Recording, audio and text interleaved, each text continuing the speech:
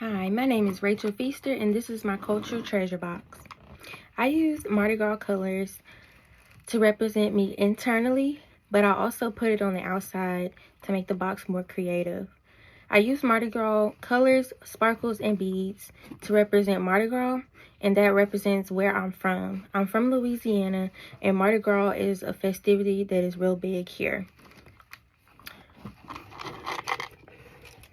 Also inside the box, as you can see, I have a mental health brain that lists all types of mental health, such as depression or self-esteem. I use this to represent myself because growing up I had low self-esteem and depression issues due to bullying. When I was in school, I was perceived as conceited and bougie, and I wasn't black enough for the black kids, nor was I white enough for the white kids, and I felt like I couldn't be comfortable with who I was.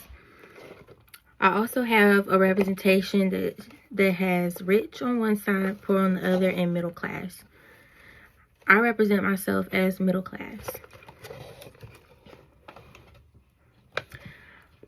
I also have a stress ball because this represents that I wear my heart on my sleeve. I always try to help people, and I take things too personal and I'm too sensitive. And this is one thing that I've learned that I need to work on within my career as a social worker. I also have a phone in here to represent my age. I'm 24, and phones are very big in our generation, as well as social media. I also have some pictures that I printed off of artwork that I've done. These are paintings of ceiling tiles that I created and put up in the Providence House here in Shreveport for the kids. This was a senior project that I did back in 2017 for my senior project. And here's a few more other things. I love all types of art, but what I'm best at is children's art. I also love interior designing, and this is the photos of the tiles up in the ceiling. I love interior designing and home organizing as well. These two I did for my little nephews.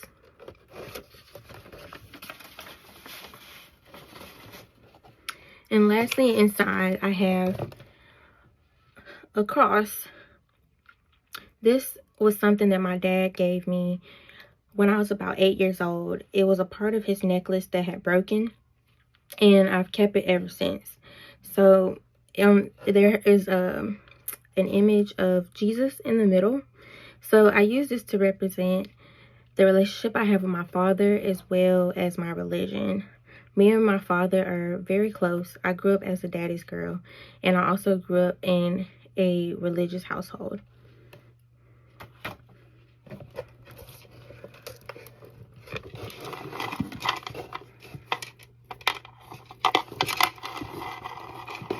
And another thing that I had to represent me internally was a mirror. It was too big to fit inside of the box, so I just kept it on the outside. But I used the mirror to represent who I really am versus how others perceived me. As I said before, I was always prejudged that I was conceited or bougie or like, you know, just self-centered. I'm none of those things. But I was always misjudged by my personality and the way I carried myself.